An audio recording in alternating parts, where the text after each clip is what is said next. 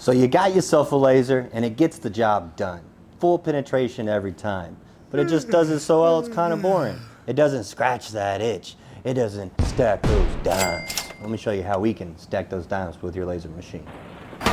Welcome back to our series on laser welding experiments. Before we get started laser welding anything, we got to make sure we have the proper laser PPE because it's completely different than the welding. We've got our Kentech laser safe welding hood, our Kentech laser safe glasses, and we're in our Kentech laser safe barrier with our door and our lockout system, so if anyone opens it, this laser will shut off. No infrared coming out of this area. Now we get to the good stuff, right? Everyone loves a good pulse weld. Everyone wants to see those stacked dimes.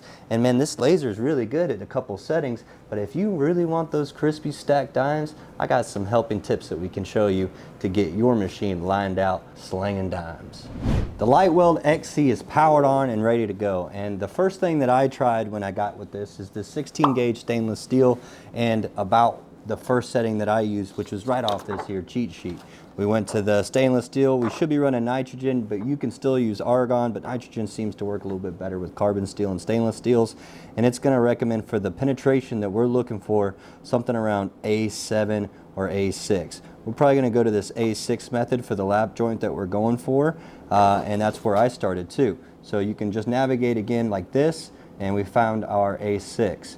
Now, if I go back, we do the tack first. I like to go ahead and do a lap joint with a couple tacks. So I use the tack method, it penetrates down, and then it auto cuts itself off, and we won't be using wire for that. But when we switch over to A6, we have this wire feeder hooked up so that we can run a straight bead. And you know, this is an outstanding way to weld. It's fast, it's efficient, and it does the job, but it just doesn't really do the trick for us.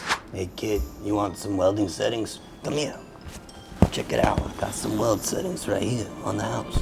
So if you own one of these LightWELD XC machines, I'm gonna put you guys on one for a second. We're welding stainless steel, and we've got wire in our machine, some 035, 308 I believe. I've got my laptop hooked up to the machine itself, and I've typed in the search bar 10.0.0.20. If you type that in, this will pop up, and then if you just look at these settings right here, type those in, upload them into your machine and save them into your settings like I have here. Hold this, we go back to our pulse setting. Well, that's all you need. I've got the settings right here for you. All you gotta do is plug them in, get them into your machine, and then you've got a seriously high quality weld just as you did before, but oh my gosh, just satisfies so much more. Just love looking at it. I wanna lick it. I won't, not this time.